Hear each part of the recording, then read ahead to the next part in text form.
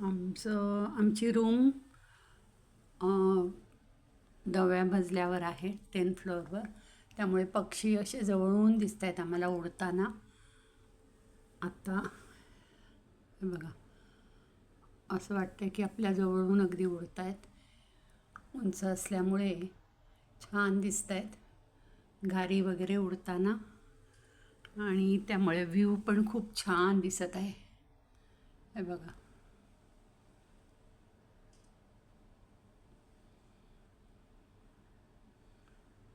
असे आजूबाजूनी छान पक्षी उडत आहेत, घारी उडत आहेत.